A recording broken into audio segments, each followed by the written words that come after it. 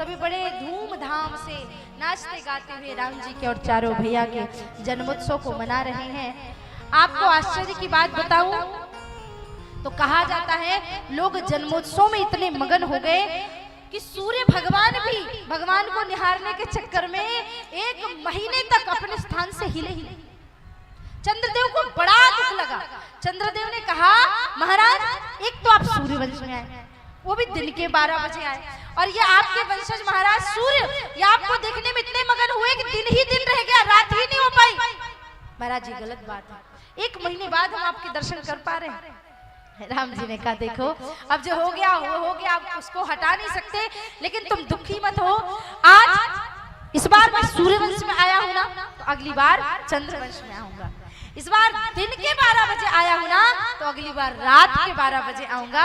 और अगर इतने से भी तुम प्रसन्न नहीं होते चंद्रदेव, तो भले मेरा जन्म सूर्यवंश में हुआ है, पर जब भी मेरे नाम का जय जय घोष होगा लोग यही कहेंगे, बोले रामचंद्र भगवान की जय।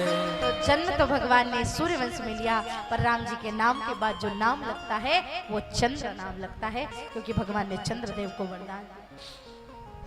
राम कथा बहुत अद्भुत कथा है और बहुत मर्यादित कथा है। जीवन के हर मोड़ पे आपको ऐसा कोई, जो लोग कहते ना कि मुझे ये जवाब चाहिए, ये उत्तर चाहिए, ये उत्तर चाहिए, दुनिया का ऐसा कोई उत्तर नहीं जो रामचरितमानस में ना लिखा हो। बस उसको पढ़ने की और समझने की क्षमता होनी चाहिए। मैं आपको एक सरल प्रसंग समझा करके बताती हूँ। एक बुजुर्ग रेलवे स्टेशन पे बैठ करके रामचरितमानस का पाठ कर रहे थे, तो एक पढ़ा लिखा नवयुवक अपनी पत्नी के साथ कहीं जा रहा था। वो खड़ा था, उसने देखा, कहा कि बाबा जी क्या पढ़ रहे हो? बोले रामायण। बोले हंसी आती है आप जैसे मूर्खों पे, इतने बड़े बड़े उपन्यास आ गए, इतने बड़े बड़े नॉवेल्स आ गए, और आप ये पुरानी सी किताब लेके बैठे हो, क्या है इस किताब में? बुजुर्ग ने कहा मुझे ये तो पता नहीं कि क्या है इसमें, पर तुम बता दो क्या नहीं है इसमें।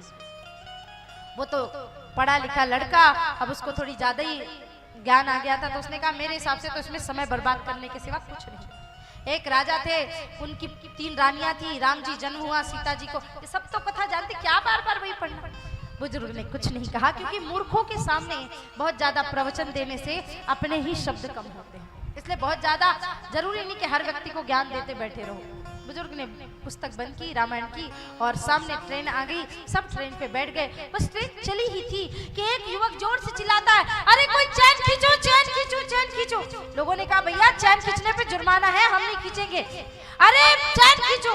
पीछे उन बुजुर्ग ने पलट के देखा तो ये वही युवा था जो उनसे बात कर रहा था। अरे जल्दी जल्दी चैन खींचो। बोले हुआ क्या है? बोले जल्दबाजी में मैं तो चढ़ गया, मेरी पत्नी स्टेशन पे ही रह गई। बोले बुजुर्ग ने हाथ पकड़ा, बोले सुनो, तुम मुझे कह रहे थे स्टेशन पे कि रामायण में ऐसा क्या है, तुमने जीवन में एक बार रामायण पढ़ी होती तो ऐसी गलती कभी नहीं करते।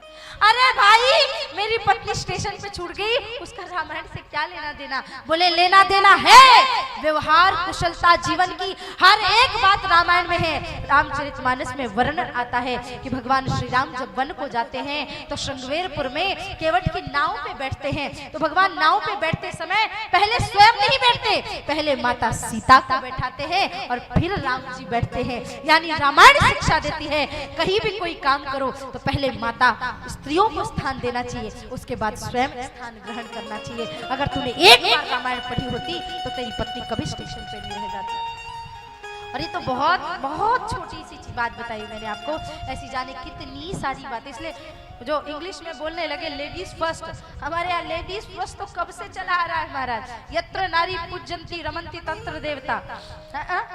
हमारे यहाँ तो उस देवी की पूजा की जाती है, नारियों का सम्मान किया जाता है। तो रामचरितमानस इतना अद्भुत ग्रंथ है कि मैं घंटे 2 घंटे में या 2-4 मिनट में रामचरितमानस के बारे में नहीं बता सकती। पर देखो भगवान की अगर कभी कृपा रही तो हम इस बार 7 दिन के लिए आए हैं, अगली बार पूरे 9 दिन के लिए आकर के आपको राम कथा सुनाएंगे।